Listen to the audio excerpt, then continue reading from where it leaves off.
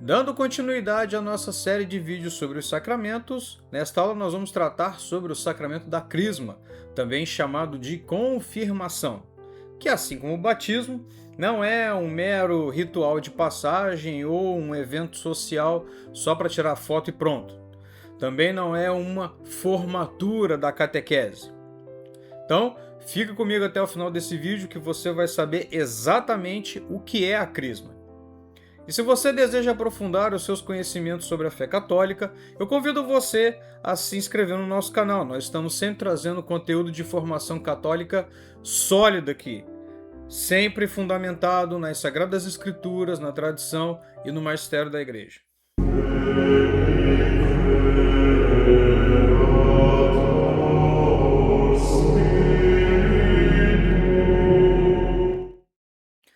Em nome do Pai, do Filho, do Espírito Santo. Amém. Vinde, Espírito Santo, enchei os corações dos vossos fiéis e acendei neles o fogo do vosso amor. Enviai o vosso Espírito e tudo será criado e renovareis a face da terra. Oremos, ó Deus, que instruísse os corações dos vossos fiéis com a luz do Espírito Santo. Fazei que apreciemos retamente todas as coisas segundo o mesmo Espírito e gozemos sempre da sua consolação.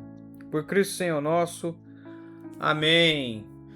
Meus queridos, eu disse a vocês na aula passada que o batismo é a porta de entrada para os outros sacramentos. O batismo, juntamente com a Eucaristia e a Crisma, faz parte do grupo dos sacramentos da iniciação cristã.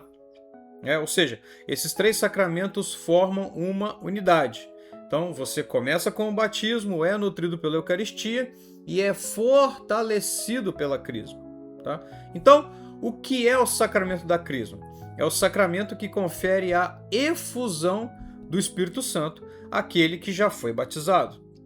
A palavra efusão significa literalmente derramamento abundante, né? Ela vem do latim effusio, que quer dizer verter para fora, derramar, transbordar. A ideia central aqui é de algo que não é dado de forma mínima ou restrita, mas despejado com generosidade, com plenitude, né? E quando a igreja fala em efusão do Espírito Santo, especialmente no contexto da Crisma ou de Pentecostes, não está dizendo que o Espírito começa a existir na pessoa naquele momento, pois ele já habita na nossa alma desde o batismo, como falei na aula passada, né? Mas a igreja quer dizer que há um derramamento mais pleno, mais manifesto, mais operante da sua ação, da ação do Espírito Santo. Então, se no batismo o fiel nasce para uma vida nova em Cristo, na Crisma, ou confirmação, essa graça ela é fortalecida, aprofundada. O Catecismo da Igreja Católica, no número 1285, vai dizer o seguinte: pelo sacramento da confirmação, os fiéis são vinculados mais perfeitamente à Igreja, enriquecidos pela força especial do Espírito Santo e assim mais estritamente obrigados a difundir e a defender a fé com palavras e atos, como verdadeiras testemunhas de Cristo. Então, três palavras-chave nesse parágrafo: vínculo, força e testemunho, né?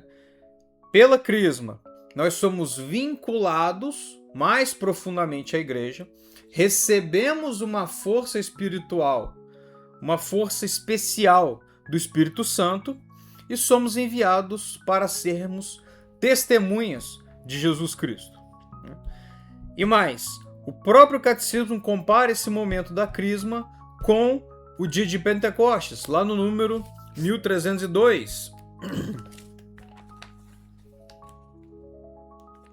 Da celebração ressalta que o efeito do sacramento da confirmação é a efusão especial do Espírito Santo, como outrora foi outorgado aos apóstolos no dia de Pentecostes. Ou seja, cada vez que alguém é crismado, algo parecido com Pentecostes acontece naquela vida, né? O Espírito desce, transforma e fortalece.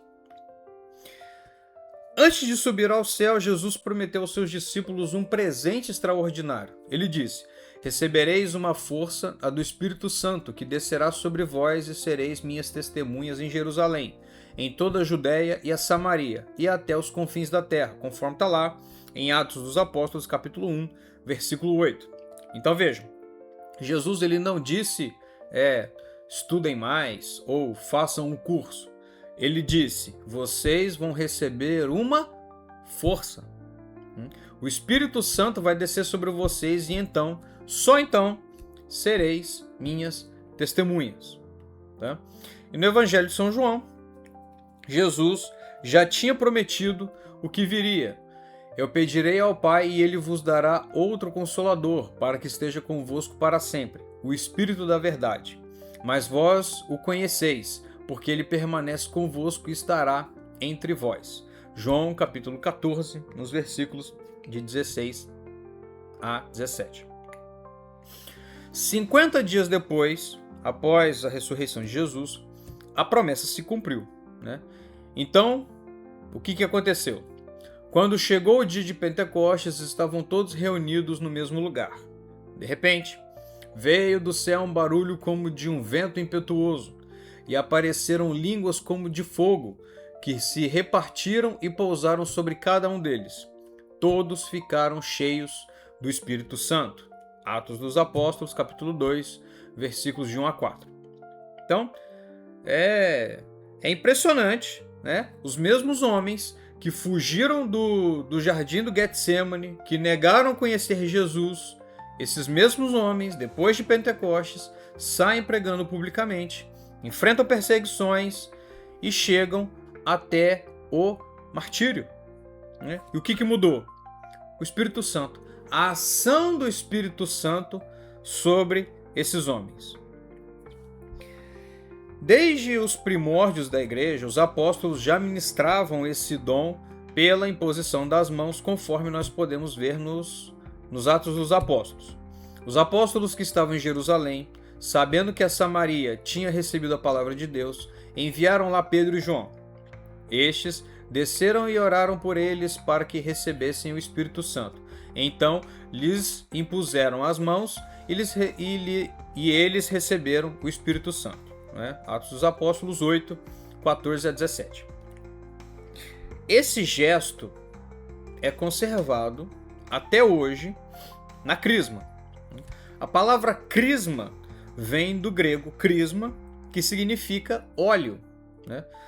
O catecismo ele vai explicar lá no número 1300 o rito do sacramento.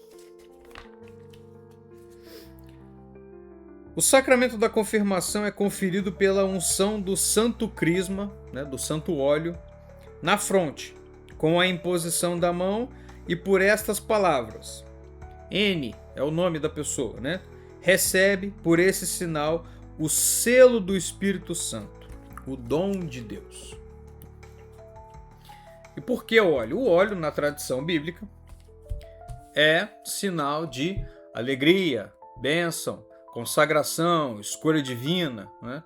Os reis e os sacerdotes eles eram ungidos como sinal de que o Espírito de Deus os tomava para uma missão. E da mesma forma, na crisma, o fiel é consagrado e fortalecido para o testemunho cristão e para uma vida evangelizadora. São Paulo ele usa uma imagem muito bela para descrever o que acontece com quem recebe essa efusão do Espírito Santo, né? A imagem do selo. Assim como um rei, né? Ele imprime o seu selo em um documento para dizer, isso me pertence. Deus imprime o seu Espírito em nós. Né? Nós somos marcados como propriedade de Deus.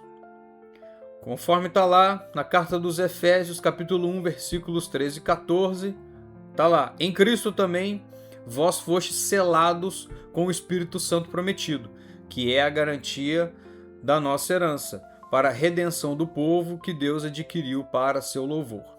E na segunda carta aos Coríntios, capítulo 1, dos versículos 21 e 22, São Paulo diz, é Deus quem nos confirma convosco em Cristo e nos ungiu.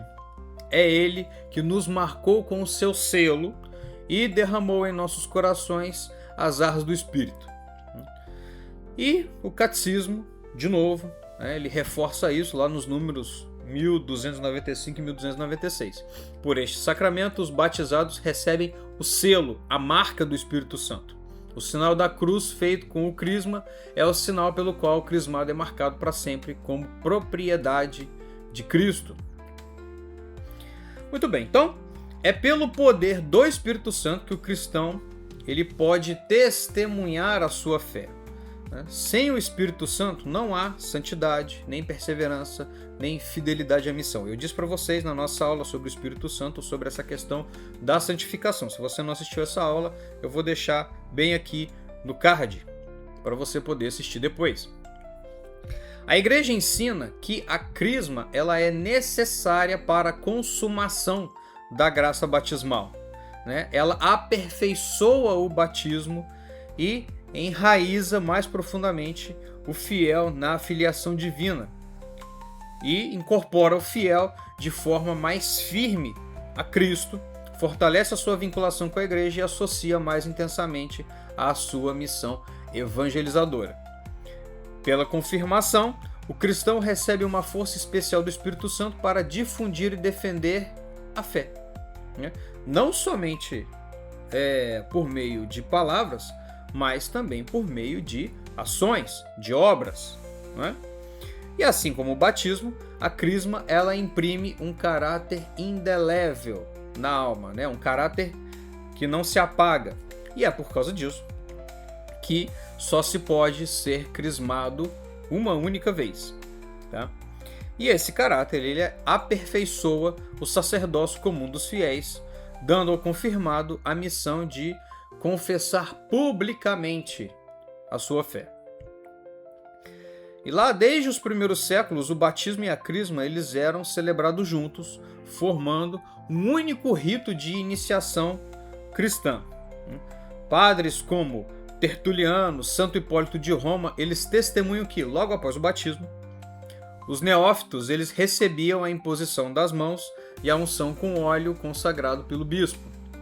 E a celebração ela incluía oração solene pedindo a efusão do Espírito Santo e a marcação com o sinal da cruz. Só que aí, com o crescimento da igreja, a multiplicação das comunidades, a crisma ela passou a ser administrada separadamente, reservada ao bispo como um sinal da comunhão com a igreja apostólica. Todo batizado ainda não confirmado ele pode e deve receber a crisma. A igreja afirma que os fiéis têm a obrigação de receber esse sacramento no tempo oportuno, pois embora o batismo seja válido e eficaz, a iniciação cristã permanece incompleta sem a confirmação e sem a Eucaristia. Tradicionalmente, na igreja, a crisma ela é conferida por volta do tempo que nós chamamos de idade da razão, mas ela pode ser administrada tanto antes quanto depois, conforme a maturidade do fiel e as determinações das autoridades eclesiásticas. E em perigo de morte deve ser conferida até mesmo às crianças. Para receber a crisma é necessário estar em estado de graça. Então, primeiro, o fiel ele deve se confessar com o padre. Em breve nós teremos aqui no canal também uma aula específica sobre o sacramento da confissão, o sacramento da penitência. E o crismando ele deve contar com a ajuda espiritual de um padrinho ou madrinha. Alguém que seja católico.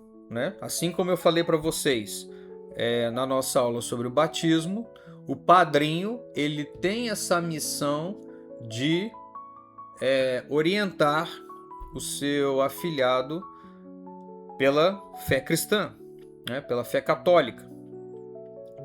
E diferente do batismo, que são dois padrinhos, na crisma é um padrinho só, o padrinho ou madrinha. E o padrinho ele deve cumprir as condições estabelecidas pelo direito canônico.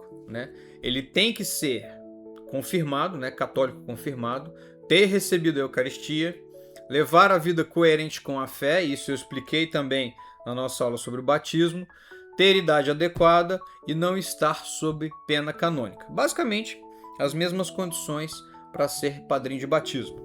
Tá? O ministro ordinário da Crisma é o bispo, sucessor direto dos apóstolos, né? Embora ele possa conceder aos padres a faculdade de também poder crismar. Tá? E em perigo de morte, qualquer presbítero, né, qualquer padre pode administrar validamente o sacramento, pois a igreja deseja que nenhum fiel parta dessa vida sem a plenitude do dom do Espírito Santo. Tá? Com a crisma, os dons do Espírito Santo, que já são infundidos no batismo, são fortalecidos e intensificados. Né? O que isso quer dizer? Que a crisma ela intensifica em nós os dons que o Espírito já começou a trabalhar desde o batismo. Né? São 7 dons. Sabedoria, né, que é ver a vida com os olhos de Deus. Entendimento, que é penetrar nos mistérios da fé. Ciência, que é compreender os planos de Deus revelados na Escritura. Conselho, discernir o que é bom e justo. Fortaleza, que é ter coragem para testemunhar. Piedade, que é amar a Deus e ao próximo. E temor de Deus, que é o respeito e admiração diante do Senhor. Tá? E São Paulo nos diz sobre o Espírito que habita em nós. Não sabeis que sois templo de Deus e que o Espírito de Deus habita em vós? O templo de Deus que sois vós é santo, conforme está lá na primeira carta aos Coríntios, capítulo 3, versículo 16. Né? E aí nós temos mais uma passagem. Ou não sabeis que o vosso corpo é templo do Espírito Santo, que habita em vós, o qual vos foi dado por Deus, conforme a primeira carta aos Coríntios, capítulo 6, versículo 19. Sem o Espírito Santo, Deus, ele parece distante, né? O Evangelho se torna uma letra morta, a igreja se reduz a uma organização humana e a moral vira simples repressão. Tá? Com o Espírito Santo, tudo ganha vida. Né? A fé torna-se uma experiência profunda, a liturgia, a antecipação do reino, a autoridade, né, se transforma em serviço, né? A oração num encontro vivo com Deus e a moral passa a ser um caminho seguro de libertação. Tá? E é por isso que viver plenamente a crisma, ser cheio do Espírito, é necessário purificar-se pelo arrependimento dos pecados através da confissão. Tá? E, evidentemente, desejar fazer a vontade de Deus e pedir com fé o dom do Espírito Santo, confiando na promessa feita em Pentecostes de que esse dom é oferecido a todos os que são chamados por Deus. Então, dessa forma, a crisma, ela, como eu disse, não é só um rito de passagem, mas é o sacramento da maturidade cristã, que fortalece o fiel para viver, defender e anunciar a fé com coragem, né? Santidade e fidelidade à igreja. Muitos acham que ela é uma formatura da catequese, né? Que depois de crismado nós estamos prontos e não precisa de mais nada. Na verdade, é o contrário, né? A crisma ela não é uma chegada, ela é uma partida. É o início de uma vida comprometida com o evangelho no mundo. Jesus mesmo disse que, depois de ressuscitar, como o Pai me enviou, assim eu também vos envio. Dito isso, soprou sobre eles e disse: recebei o Espírito Santo, conforme está lá em João capítulo 20, versículos 21 e 22. Então, nós somos enviados, né? Como Cristo foi enviado pelo Pai, nós somos enviados por Jesus Cristo, né? Com o mesmo Espírito.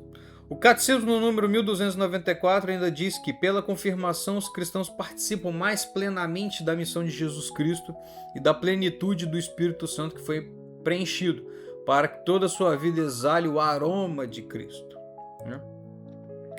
Santo Ambrósio, doutor da Igreja, lá no século IV, ele dizia ao recém-crismado: lembra-te, portanto, de que recebestes o sinal espiritual, o espírito de sabedoria e de inteligência, o espírito de conselho e fortaleza, o espírito de conhecimento e de piedade, o espírito do santo temor. Deus Pai te marcou com seu sinal. Cristo Senhor te confirmou e colocou em teu coração o penhor do Espírito. E a vida do crismado, conduzida pelo Espírito, produz frutos concretos. São Paulo, ele descreve o fruto do Espírito.